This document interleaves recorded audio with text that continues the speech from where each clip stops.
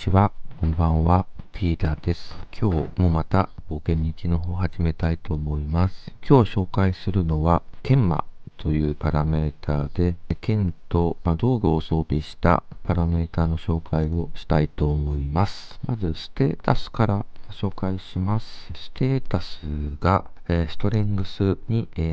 アジリティに、デックスに8振ったパラメータです。アタック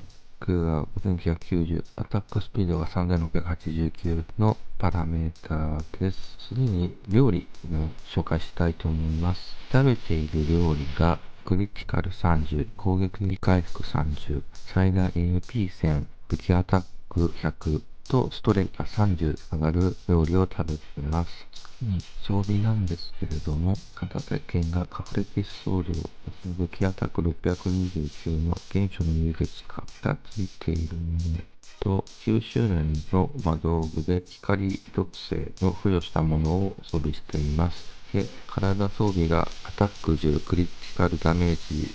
10%と20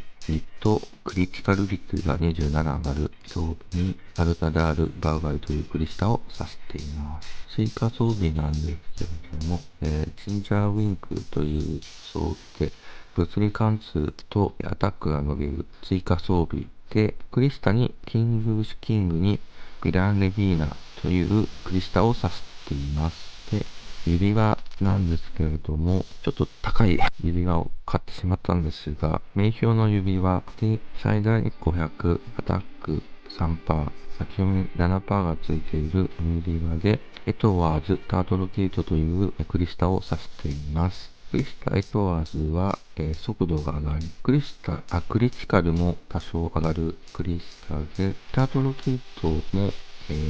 アタックが上がり、行動速度が上がるクリスタです。で、ケングシキングが近距離と命中、最大 MP が上がるクリスタで、ヴィランレピーナがアタックと物理貫通、クリティカルが上がるクリスタで、ちょっと魔力が下がってしまうのと、物理耐性も下がってしまうクリスタになります。で、いつもの普通のクリスタなんですけれども、安定率とストレングス、バイタルが上がるクリスタで、この、クリスタが鎧の重量化、軽量化で効果が変わってくるんですけれども、今回軽量化をしているので、近距離がプラス11%になって安定率がマイナス2%となる効果に変わっています。で、もう一つのクリスタがバウバイで、最大 HP が7000伸びるのと、クリティカルダメージ、近距離の威力が伸びるクリスタです。武器に装備しているのが原初の優越化というクリスタで、アタック、魔力と先読み、防御崩しが上がるクリスタで、MP が200ですね、下がってしまうクリスタを装備しています。で、あと、レジスタレットですね。スタレットが、バインドストライク変化、無の構え、強打極意、節約術、パワーウェーブ変化、ソニックスラスト直撃、騎士の勘を装備しております。で、コンボなんですが、メインの火力のコンボで、インパクト、ユニオンソード、フィナウシメというコンボと、コンバージョン、エンチャントバースト、フィナウシメ。あとは、回避用にブレインバリア、ソウルハント、フィナウシメ。あとは、バフコンボですね。トニックスラスト、極雷、エンチャントソード、クイックオーラ、エンチャントバーストというコンボで、バフをつけつつ、エンチャントソードのカウントを増やし、エンチャントソードのバフをかけるコンボになります。では、マギフィレシアと戦っていきたいと思います。まず、フレンですね。戦っていきたいと思います。エンチャントバーストのカウントをしていたら調整してみました。では次にマギフィレンシアのココアを戦っていきたいと思います。バインドストライクで攻撃して気絶をさせバフをかけていきたいと思います。次にソニックスラストでまたバウスカウントしていきます。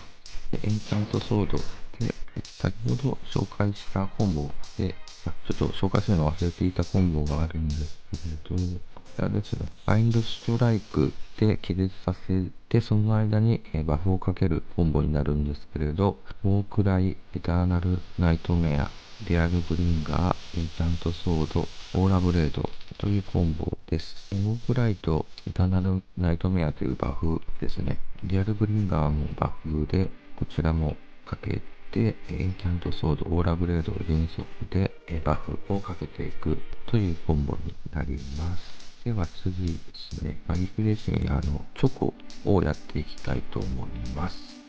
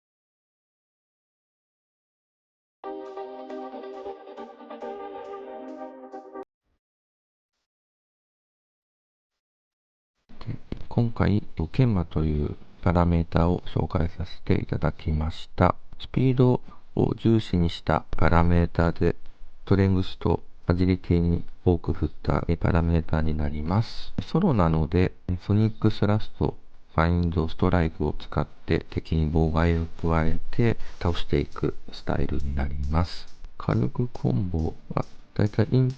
パクト、バフの、エンチャントソードバフの時間に余裕があれば、インパクト、ミニオンソード、見直し目で、高ダメージを与えていき、もう一つですね、コンボではないんですけれど、エンチャント